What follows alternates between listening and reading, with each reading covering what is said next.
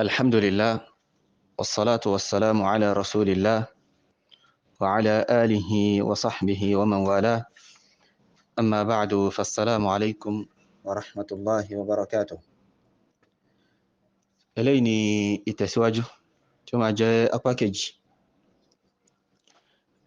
apá kejì èsì fún Osteofit lórí dàrúdàpọ̀ rẹ̀ eléyìí tí ó ṣe nípa ẹ̀sìn Ọlọ́run subhanahu wa ta'ala.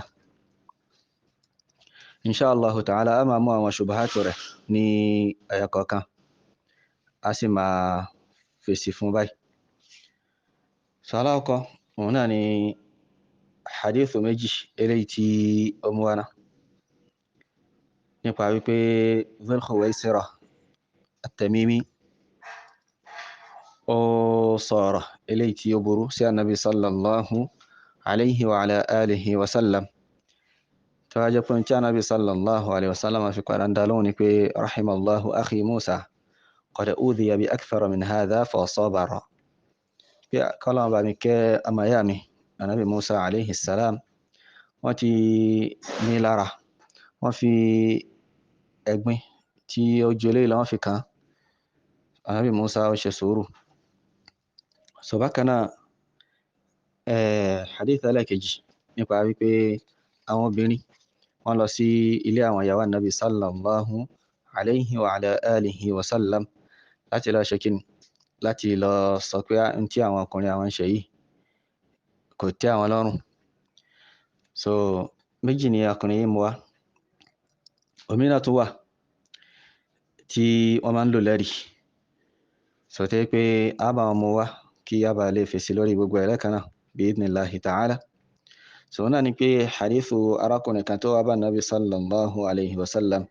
wọ́n sọ fún Nabi sallallahu alayhi wa ala alihi wa sallam pé inna jari yu'dhini, jaru mi níbọ̀ mi ó ń fi ara ni mí. Ànábì sallallahu alayhi wa sallam sọ fún pé intaliq fa akhrij mata'aka ila at-tariq. So lọ sí ilé kó wá lọ kó àwọn nǹkan ní rẹ̀, àwọn nǹkan tó wà nínú ilé rẹ̀ lọ kó wọn síta sójú títì. So wọ́n ní pé fantalaqa, ọkùnrin yẹn wá lọ fa akhraja mata'ahu, ó wá kó àwọn ẹrù rẹ̀ jáde nítòótọ́. Fajtama'a an-nasu alayhi faqalu ma sha'nak, faqalu ma sha'nuk. So ó wá lọ àwọn yẹn wá, ìgbà tó wá ṣe bí àwọn yẹn wá pé bò wọ́n á pé kí ló ṣe ọ́. Faqal, wọ́n sọ fún wa pé li jarun yu'dhini فذكرت للنبي صلى الله عليه وسلم فقال انطلق فأخرج متاعك إلى الطريق. فجعلوا يقولون اللهم لعنه اللهم أخزه.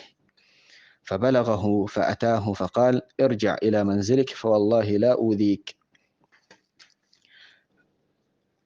ìgbà tí àwọn èèyàn tí wọ́n rí ọkùnrin yìí bóyá ṣe, wọ́n á lọ bá pé kí ló ṣẹlẹ̀, wọ́n á sọ fún pé mo ní ara ilé kan nìtẹ́ pé máa ń fara ni mí, mo wá sọ fún Ànábì wa ní kí n ṣe ohun tí mo ṣe yìí. Àwọn èèyàn bẹ̀rẹ̀ sí ní máa làánà arákùnrin yẹn, wọ́n á bẹ̀rẹ̀ sí ní máa gbé ṣépè. Arákùnrin yẹn wá gbọ́ pé járù rẹ níbọ̀ rẹ tó máa ń ṣe báyìí fún, ó mà ti ṣe báyìí. So ó wá lọ bá níbọ̀ rẹ yẹn tó máa ń fara níyẹn, wá lọ bá, ó wá sọ fún pé dákun padà sílé, kó àwọn ẹrù rẹ kó padà sílé, mo fi Allah búra mi ò ní fara ní ọmọ lẹ́yìn eléyìí tí mo ti ṣe yìí. So òun náà ti rí pé ó ti bóun lọ́wọ́. So àti bẹ́ẹ̀ bẹ́ẹ̀ lọ́nà àwọn ahadith tó fi máa ń ṣe ẹ̀rí. In tí a fi máa fèsì lórí eléyìí òun náà ni qaida kan. So òun náà ni tí àwọn olùmọ̀ tí wọ́n sọ pé la yustadallu bil akhassi ala al a'ammi, la yustadallu bil akhassi ala al a'ammi. Wọ́n ní pé ohun tí ó bá jẹ́ pásánà, alámọ̀rí tó bá jẹ́ pásánà, àìkí ń lò lẹ́rìí lórí alámọ̀rí tó jẹ́ public tí í ṣe pásánà, tí pé alámọ̀rí gbogbogbò ni. Àìkí ń lò alámọ̀rí àwọn èèyàn kan, ń tó ṣẹlẹ̀ sáwọn èèyàn kan, àìkí ń lò lẹ́rìí lórí kíni, lórí àwọn alámọ̀rí tí ó jẹ́ general. Abu Hazim Muhammad ibn Husni al-Qahiri hafidhahullahu ta'ala nínú tírà àwọn an-Naqdu ala Mamduhi Jabir على ممدوح بن جابر. so وني اعلم وقاك الله من الضلال. وني لما كي الله سبحانه وتعالى كي أو شيء كرني بيانو أنه لا يجوز الاستدلال بالأخص بالخاص على العام. يقول كوتا كما شيء كما في إن كانت يوجد بسنا كما بشري لوري إن كانت يوجد جنرا.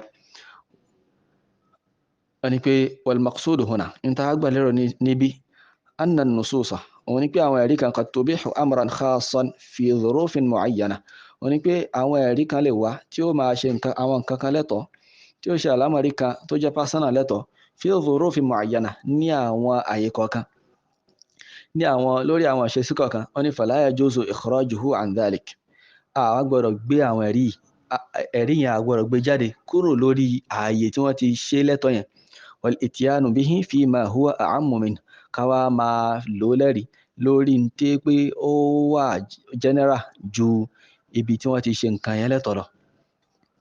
so wọ́n á mú àpèjúwe wa nínú ọ̀rọ̀ Ibn Taymiyyah rahimahullahu ta'ala. wọ́n ní wa fi hadha lórí eléyìí yaqulu Shaykhul Islam Ibn Taymiyyah rahimahullah. so lórí eléyìí Ibn Taymiyyah sọ pé wa amma ulaika ad-dullal ashbahul mushrikin an-nasara. ẹ wá rí àwọn ẹni ànú yìí ẹ̀rí àwọn ẹni ànú yẹn àwọn tó kí wọ́n jọ àwọn ẹlẹ́bọ àwọn nasara. fa umdatuhum in tí wọ́n máa ń gbára lé so gẹ́gẹ́ bí àwọn òsì òfìtì yìí imma ahadithu da'ifa aw mawdu'a inú kó jẹ́ àwọn ahadith tí pé àgbélẹ̀rọ ni tàbí àwọn hadith tó lẹ̀ aw manqulat amman la yuhtajju bi qawlihi tàbí àwọn ọ̀rọ̀ tí wọ́n ti gbà wá látọ̀dọ̀ àwọn tí pé àkí ń fọ̀rọ̀ wọn ṣẹ̀rí nínú ẹ̀sìn imma an yakuna kadhiban alayhi. so inú kó yẹ kí wọ́n parọ́ mọ́ àwọn ẹni yìí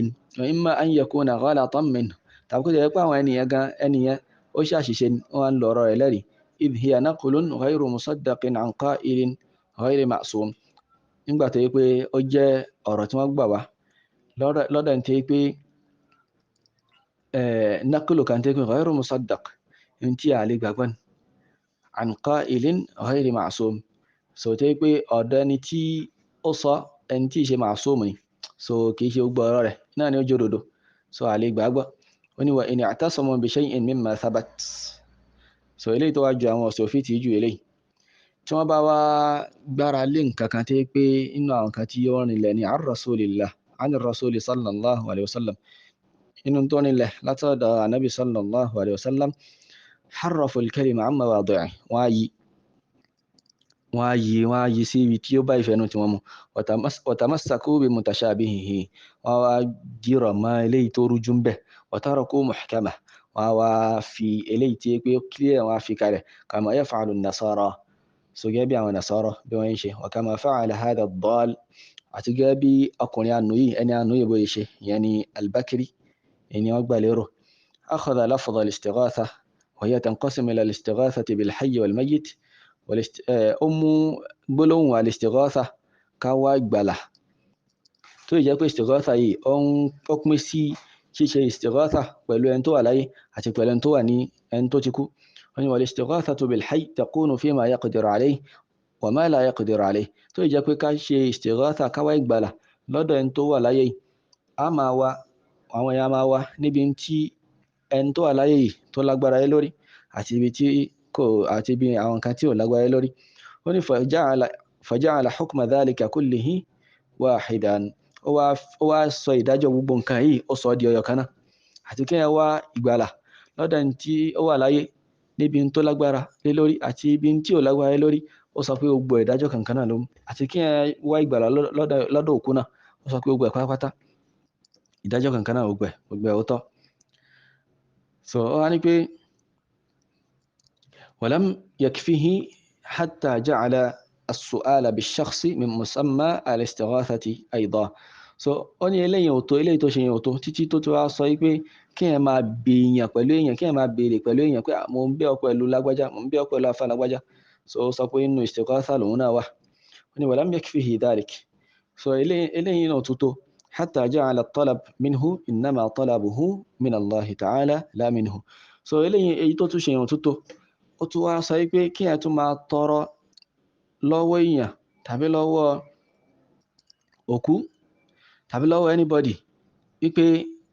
ó dà gẹ́gẹ́ bíi pé ìyẹn tí yẹn ń ṣe yẹn ìyẹn ń tọrọ lọ́dọ̀ Ọlọ́run bá ní kì í ṣe pé ọwọ́ èèyàn gangan lèyẹn ti ń tọrọ kí ẹ máa tọrọ lọ́wọ́ èèyàn ọwọ́ Ọlọ́run bá náà lèyẹn ti ń tọrọ yẹn ó ní falmustaghithu bihi mustaghithun billah ẹni tí ń wá gbàlà lọ́wọ́ èèyàn ó ń wá gbàlà lọ́dọ̀ Ọlọ́run bá náà nìyẹn ó ń fi Ọlọ́run bá ó ń fi ń wá ìgbàlà nìyẹn fi ń wá kókó òun yọ kúrò nínú wàhálà ni ó ní thumma ja'ala al-istighathata bikulli mayyitin min nabiyyin wa salihin ja'iza so ó wá ṣe al-istighatha kí ẹ máa wá ìgbàlà lọ́dọ̀ pẹ̀lú gbogbo àwọn tí pẹ̀lú gbogbo òkú pátápátá yálà ó jẹ́ nàbíyù ni tàbí ó jẹ́ ẹni ire ó jẹ́ ìsà pé ohun tó tọ́ ni gbogbo òkú pátápátá a máa fi wọn wá gbàlà a máa fi wọn wá sọ̀rọ̀dọ̀ ní kúrò ń bí aburú ó ní wahtajja ala hadhihi ad-da'wa al-'amma al-kulliyya التي أدخل فيها من الشرك والضلال ما لا يعلمه إلا ذو الجلال بقضية خاصة جزئية so ó wá ṣe kí ohun tó wá fi ṣẹ̀rí lórí ohun tó ń sọ yìí ọ̀rọ̀ general tó ń sọ yìí ọ̀rọ̀ tó fẹ̀jú tó ń sọ yìí ohun tó wá fi ṣe ẹ̀rí òun ni kí òun ni qadiyyatun khassa juz'iyya òun làlámọ̀rí kan tẹ́ pé pásánà ni tẹ́ pé kìí ṣe general kìí ṣe àlámọ̀rí tó fẹ̀ àlámọ̀rí kan tẹ́ pé àlámọ̀rí tẹ́ pé kìí ṣe àlámọ̀rí gbogbogbò ni so ohun tó fi ṣe ẹ̀rí náà eléyìí wọ́n ní ka su'ali an-nasi lin-nabiyyi sallallahu alayhi wa sallam fi ad-dunya wal-akhirah an yad'u Allah ta'ala lahum gẹ́gẹ́ bí ipe àwọn èèyàn wọn máa bí anabi sallallahu alayhi wa sallam nílé ayé àti ní al-qiyamah pé kí anabi sallallahu alayhi wa sallam kí ó ṣe àdúrà fáwọn wa tawjihuhum ila Allah ta'ala bi du'a'ihi wa shafa'atihi so bákan náà gẹ́gẹ́ bí àwọn èèyàn ṣe máa dájú kọ Allah subhanahu wa ta'ala pẹ̀lú àdúrà nabi sallallahu alayhi wa sallam àti shafa'a nabi sallallahu alayhi wa sallam bí kọ́lọ́wọ́n bá kí ó gbàdúrà wọn pẹ̀lú shafa'a nabi sallallahu alayhi wa sallam àbí kí kọ́lọ́wọ́n bá kí ó gbàdúrà wọn pẹ̀lú wípé wọ́n á fi àdúrà nabi sallallahu alayhi wa sallam fi ṣe tawassul lọ sọ́dọ̀ Ọlọ́run bá subhanahu wa ta'ala wọ́n ní pé wa ma'lumun anna hadha alladhi ja'at bihi sunnah haqqun la rayba fihi wọ́n ní pé n tó gbajúmọ̀ wọ́n ní pé léyìí tí súnnà mú wáyé òdodo ni tí ó sì méjì bẹ́ẹ̀ lakin la yalzam min dhalika thubutu jami'i tilka ad-da'awa al-'amma wa ibtali naqidiha ṣùgbọ́n a lè mú látara rẹ̀ a lè mú látara àwọn eléyìí wípé gbogbo àwọn eléyìí tí ọkùnrin yìí tó wá ń pàkè mọ́ra rẹ̀ yìí wípé àwọn náà wá rinlẹ̀ àti wípé eléyìí tí tó bá yàtọ̀ sí o kò rinlẹ̀ so a lè mú látara àwọn ẹ̀rí káwá sọ pé àwọn nǹkan tó wà pásánà yìí o a wà fi máa ṣe ẹ̀rí lórí àwọn nǹkan míì tó wà general wọ́n ní idhi da'wa al-kulliyya la tathbutu bimithalin juz'i wọ́n ní nítorí pé àpèmára ní tí a bá ń pàpèmára tó rẹ̀ jẹ́ pé nǹkan yìí kulliyya ni tí ó fẹ̀jú ni tó jẹ́ general ni la tathbutu bimithalin juz'i kò wá gbọ́dọ̀ jẹ́ pé ohun tá a fi ṣàpèjúwe lórí rẹ̀ òun làpèjúwe kan tí pé àpèjúwe tó jẹ́ personal tí í ṣe general la siyama ma'a al-ikhtilafi wat-tabayun wọ́n ní especially nígbà tí ìyàtọ̀ bá wà láàrin méjèèjì so kí adìẹ eléyìí káàdì mọ́wá Ibn Taymiyyah rahimahullah ta'ala pé ad-da'wa al-kulliyya la tathbutu bimithalin juz'i so n tí ẹ bá ń pàkè mọ́ra rẹ̀ tó yí pé nǹkan tí ẹ ń pàkè mọ́ra rẹ̀ yìí general ni kò wá gbọ́dọ̀ jẹ́ pé n tá fi ṣẹ̀rí lórí rẹ̀ òun ní nǹkan kan tí pé personal iná especially tó bá yẹ pé ìyàtọ̀ wá tó wà láàrin méjèèjì kò tún papọ̀ wọ́n ní wa hadha kaman yuridu an yuthbita halla jami'i al-malahi li kulli ahad ó ní eléyìí ó dà gẹ́gẹ́ bí ẹni tí pé ó fẹ́ fi rinlẹ̀ pé ó lẹ́tọ̀ọ́ gbogbo àwọn nǹkan eré gbogbo àwọn eré pátápátá iná ló lẹ́tọ̀ọ́ fún gbogbo àwọn èèyàn والتقرب بها إلى الله تعالى أتيكو تيالتو كما في وصم الله سبحانه وتعالى ينتعف في الشهر نكوكين بكون جاريتين غنتا عند عائشة رضي الله عنها في بيت النبي صلى الله عليه وسلم يوم العيد أو يوم عيد so ó wá fẹ́ fi ṣẹ̀rí pé àwọn járíyà méjì àwọn ọmọbìnrin méjì wọ́n kọrin nílé ìyàwó Aisha radiyallahu anha wọ́n kọrin lọ́dọ̀ ìyàwó Aisha nílé Ànábì sallallahu alayhi wa sallam ní ọjọ́ ọdún kan مع كون وجهه كان مصروفا إلى الحائط لا إليهما tó ń ti pé ojú ànábì ò tiẹ̀ kọjú dà wọ́n Ànábì kọjú da ògiri kò kọjú da àwọn méjèèjì yìí. So hadith eléyìí hadith tí al-Imam al-Bukhari tí wọ́n gbà wá ní àti al-Imam Muslim láti ọ̀dọ̀ ìyá wa Aisha radiyallahu anha. Aw yahtajju ala istima'i kulli qawlin bi qawlihi ta'ala. Tàbí kí ẹ tiẹ̀ wá ṣe kí ẹ wá máa lò lẹ́rìí pé gbogbo àwọn tó máa ń sọ pé ẹ má gbọ́rọ̀ níbi dáa ẹ má ṣe kinní kan kí ni gbogbo ọ̀rọ̀ lá máa gbọ́ gbogbo ọ̀rọ̀ ló lẹ́tọ̀ọ́ kí ẹ gbọ́. So èwo ni tí ń gà kó wá fẹ́ mú ẹ̀rí wá lórí pé ó lẹ́tọ̀ọ́ kí ẹ máa gbọ́ gbogbo ọ̀rọ̀ ó wá ń fi ọ̀rọ̀ Ọlọ́run bá subhanahu wa ta'ala tó ń sọ pé fabashshir ibad alladhina yastami'una alqawla fayattabi'una ahsana. So kó wá máa fi àyà yìí ṣẹ̀rí Ọlọ́run bá ní fabashshir ibad wá fún àwọn ẹrú kan wá fún wọn ní ìró dùnú pé fún àwọn ẹrú fún wọn ní ìró dùnú àwọn ẹrú tẹ́ pé alladhina yastami'una alqawl àwọn tẹ́ pé wọ́n máa gbọ́ ọ̀rọ̀ wọ́n máa tẹ́tí gbọ́ ọ̀rọ̀ fayattabi'una ahsana wọ́n á sì máa tẹ̀lé eléyìí tí ó dá ń bẹ̀ gẹ́gẹ́ bó ṣe wà nínú suratu az-zumar aya 17 àti 18.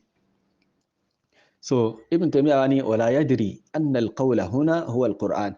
eléyìí ó sì wá mọ̀ pé qawlu tọ́lọ́wọ́n bá ń sọ bí òun ni alquran kama fi qawlihi ta'ala gẹ́gẹ́ bó ṣe wà nínú ọ̀rọ̀ Allah subhanahu wa ta'ala tó sọ pé afala yatadabbaru alqawla am ja'ahum ma lam ya'ti aba'ahum al-awwalin. Wọ́n ní ṣé wọ́n lè ronú sí ọ̀rọ̀ yìí ní alquran àbí in tí ó wá bá wọn yìí ṣé ó jẹ́ nǹkan tẹ́ pé kò tí wá bá wọn bàbá wọn náà rí yẹn pé alquran irú alquran yìí kìí ṣe tuntun. So Ibn Taymiyyah ń bọ̀rọ̀ lọ pé wala nusallim an yasugha istima'a kulli qawl. So àwọn sì àjú pàjùsẹ̀ sílẹ̀ fún pé ó lẹ́tọ̀ọ́ kí ẹ máa gbọ́ gbogbo ọ̀rọ̀. وقد نهى الله عز وجل عن الجلوس مع الخائضين في آياته. tó jẹ́ pé Allah subhanahu wa ta'ala ó ti kọ̀ fún wa ká máa jókòó ti àwọn tí wọ́n máa ń ṣe khawdu wọ́n máa ń sọ̀rọ̀ bàjẹ́ nípa aya Allah subhanahu wa ta'ala nípa àwọn al-Qur'an wa khawdihim naw'un min al-qawl. Khawdu tí wọ́n sọ yìí sí nìyí khawdu wọn yìí ọ̀rọ̀ bàjẹ́ tí wọ́n sọ yìí oríṣi kan nínú àwọn ọ̀rọ̀ ni. فقال تعالى الله سبحانه وتعالى وإذا رأيت الذين يخوضون في آياتنا فأعرض عنهم حتى يخوضوا في حديث غيره. So Allah subhanahu wa ta'ala tó bá ra wọn tí wọ́n ṣe khawdu tó ń sọ̀rọ̀ bàjẹ́ nípa àwọn àyàtọ̀ Ọlọ́run subhanahu wa ta'ala gúrí kúrò lọ́dọ̀ wọn títí tí wọ́n fi máa sọ̀rọ̀ mí. So ayé ilé wọn nù suratul an'am aya 68. بكنا أني وقال تعالى الله بطل على قال سيقول وقد نزل عليكم في الكتاب أن إذا سمعتم آيات الله يكفر بها ويستهزأ بها فلا تقعدوا معهم. أني دايداجو أتسوكاي فوين إنه الكتاب يقول تباتي بو أورولا با تيوان صاروا بجة نقاره تيوان شكفروا نقاره الله سبحانه وتعالى تيوان فين شيء فلا تقعدوا معهم أما جوكو بلوما. So bó wá láṣẹ mú ọ̀rọ̀ Ọlọ́run bá tó sọ pé alladhina yastami'una alqawla fayattabi'una ahsanahu tá máa fi ṣẹ̀rí lórí pé gbogbo ọ̀rọ̀ lẹ́yìn lè gbọ́ èèyàn kàn mú èyí tó dá ń bẹ̀ ni tó ti pọ́ Ọlọ́run bá sọ fún wa pé àwọn kan wà gbọ́dọ̀ jókòó tì wọ́n. So àti bẹ́ẹ̀ bẹ́ẹ̀ lọ́nà àwọn ọ̀rọ̀ tí Ibn Taymiyyah rahimahullahu ta'ala tí yẹn sọ nínú tírà ar-raddu 'ala al-Bakri. So Abu Hazim حفظه الله تعالى lẹ́yìn ìgbà tí wọ́n wá mú àwọn ọ̀rọ̀ yìí wá wọ́n ní pé فهذه مقدمة مهمة لا بد من معرفتها. So muqaddima yìí eléyìí tá ti síwájú yìí tí ó ṣe pàtàkì gan ni tí pé èèyàn gbọ́dọ̀ mọ̀ على التسليم بدلالة جميع النصوص المذكورة حتى على أصل الدعوة. So ìyẹn tí a bá tí ẹ jùgbọ́ yìí sílẹ̀ pé gbogbo àwọn ìntàwọn ẹni yìí fi ṣẹ̀rí tí a fẹ́ ṣàlàyé nípa rẹ̀ yìí tá bá tí ẹ jùgbọ́ yìí sílẹ̀ pé gbogbo ẹ̀ ó ń tọ́ka sí tí wọ́n fi ṣẹ̀rí lé lórí tàbí tí ẹ ń tọ́ka sí ìpìlẹ̀ rẹ̀. wọ́n ní فكيف إذا تبين أن منها ما هو أجنبي عنها جملة أو ما لا يحل الاستدلال به أصلا لضعفه ووهائه ونحن نبين ذلك مفصلا بعون الله. wọ́n ní pé bó wá ní tó bá jẹ́ pé tó bá hàn sí wa wípé ó ń bẹ nínú àwọn tí àwọn ẹni yìí fi ṣẹ̀rí gẹ́gẹ́ bí àwọn Sufi àti àwọn Salman al-Auda àti àwọn Abdulrahman Abdulkhaliq, torí pé àwọn tí ó sì òfin ti kà yìí kì í ṣe pé òun náà ló mú wá fún rẹ̀, òun náà kà níbì kan, òun náà kà níbì kan. Bákan náà àwọn Saud Al-Fanisan àti àwọn míì náà gẹ́gẹ́ bí Muhammad ibn Sulaiman al-Ashqar àti bẹ́ẹ̀ bẹ́ẹ̀ lọ nínú àwọn onírújú tí wọ́n mú àwọn ìrújú yìí tí wọ́n mú wọn wá láti fi ṣẹ̀rí lórí pé èèyàn lè jáde sí olórí lórí.